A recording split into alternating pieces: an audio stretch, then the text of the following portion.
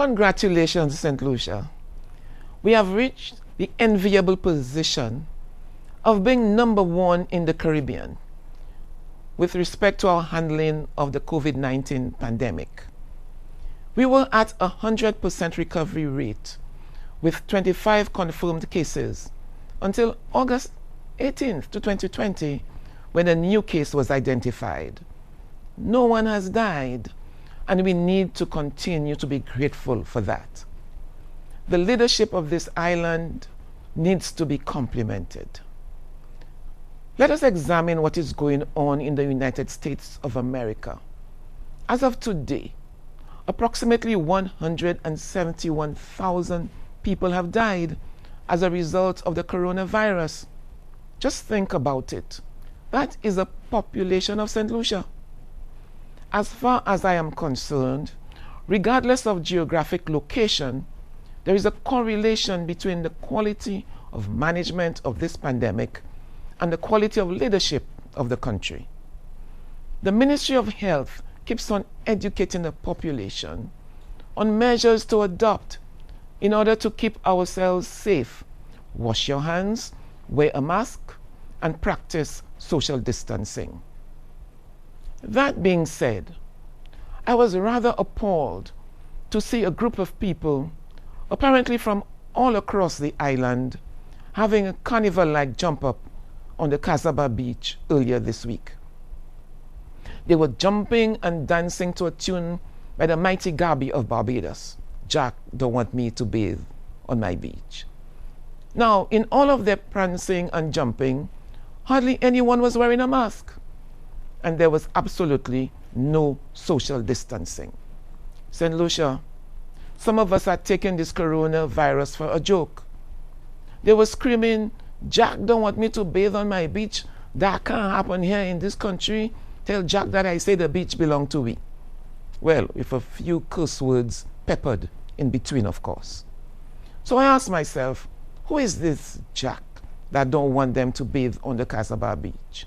Turns out, this all centered on a development named Cabot. I remember when the name Cabot surfaced last year. These same people were complaining that funds from the National Insurance Corporation were being used to finance that development. They thought that they had found red meat to sink their teeth into. But the NIC debunked this beautifully.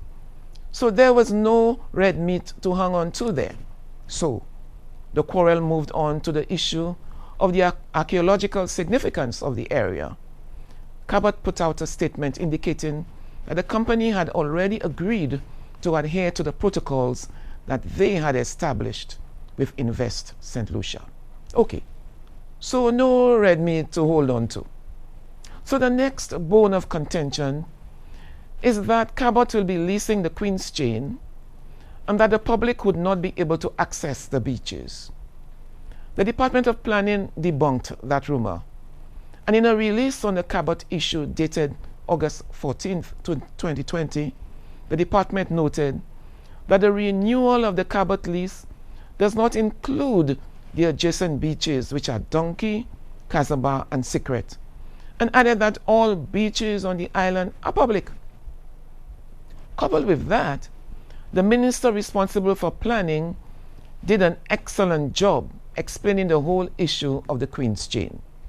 According to him, providing developers, both foreign and local, with leases for parts of the Queen's Chain is nothing new, and he was equipped with supporting documents.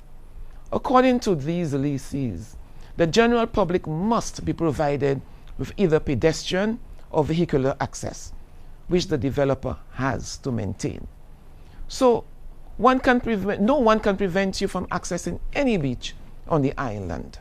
However, let me hasten to add that there are some people who prevent you and your family from enjoying time on the beach. You should be able to spend time on any beach without the disturbing sound of annoying amplified music, without having to deal with motorcyclists and motorists conducting their vehicles dangerously amongst beachgoers, without horses galloping along the beach among people, without horses defecating in the water, without people walking their dogs and not cleaning up after them. So yes, every single person who behaves with no regard to beachgoers should be seen as a jack. The jack that don't want me to bathe on my beach. We need to tell all of these jacks that the beach belongs to all of we. So there are a whole lot of jacks that we have to deal with. The jacks that transform their vehicles into sound machines, making it impossible to enjoy an afternoon at the beach. The jacks that litter the beaches and refuse to take their garbage home. The jacks that leave the broken rum bottles on the sand. The jacks who have sex on the beach and leave their soiled condoms for others to pick up. The jacks that do the barbecues or bonfires and bury the charcoal in the sand, causing people to get burnt. These are the jacks that prevent us from enjoying our beaches. And no matter what measures are put in place, these jacks take pleasure in breaking the rules. But ironically, some of these jacks were prancing at Casaba Beach, singing to themselves. And so, St. Lucia, try not to be so gullible. If you really care and love our beaches, react when you see someone behaving like a jack. That being said, I have to again express concern about what transpired at the Casaba Beach.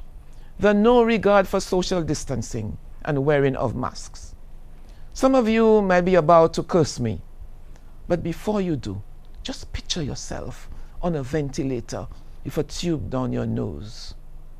I can bet with a high degree of certainty that you will blame the Alan Chasney government for your predicament. For commentary, this is Jacintha Annius-Lee.